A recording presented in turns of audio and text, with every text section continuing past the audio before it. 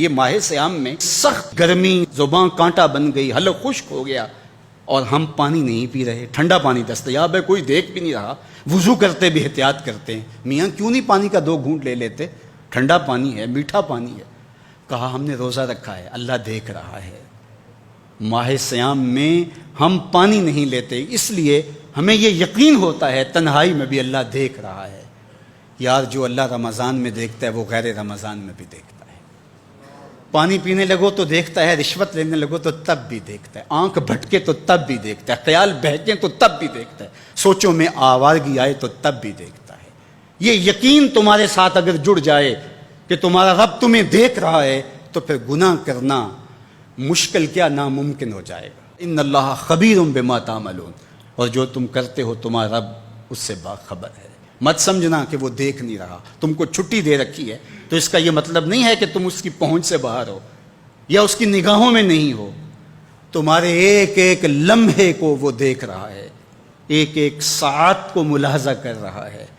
بند کمرے ہوں یا مخفی غاریں، تم جہاں بھی داد عیش دو تمہارا رب تمہیں دیکھ رہا ہے۔ کالے پہاڑ کی گہری غار میں چیونٹی چلتی ہے تو اس کے ننھے اور مہین پاؤں سے سینہ سنگ پر جو لکیر بنتی ہے تمہارا رب اس کو یوں دیکھتا ہے جیسے دیوار چین کو دیکھتا ہے۔ تو کیا وہ تمہارے اعمال کو نہیں دیکھتا؟ تمہارے ایک ایک عمل کو، تمہارے ارادے کو، تمہاری آنکھوں کی خیانت کو، تمہارے دل کے ارادے کو دیکھتا ہے۔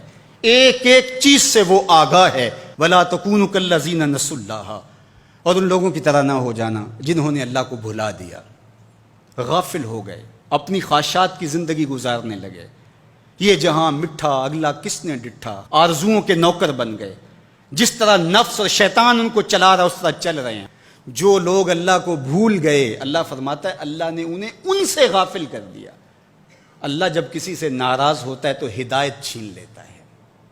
اسی لیے ہمیں ہر روز ہر نماز کی ہر رکعت میں ہدایت مانگنی ہوتی ہے۔ اہدنا الصراط المستقیم، ہر روز مانگتے ہیں، ہر نماز میں مانگتے ہیں، ہر رکعت میں مانگتے ہیں، اللہ ہمیں ہدایت پہ گامزن رکھنا۔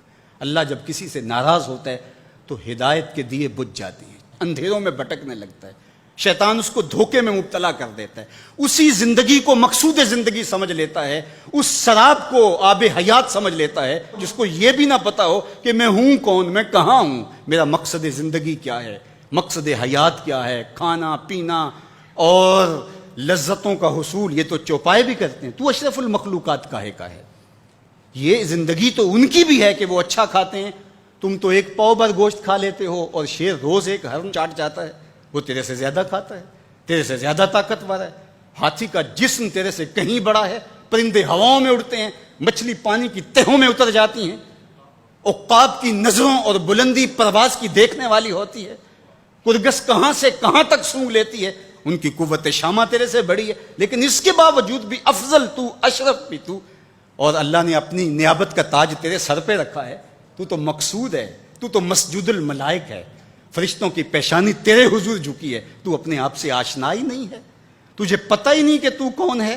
تو خدا کو بھول کے سمجھا کہ میری زندگی آزاد ہو گئی، اب میں جو چاہوں کروں، میں خدا کا بھی انکار کر دیا، بلا دیا اس کو۔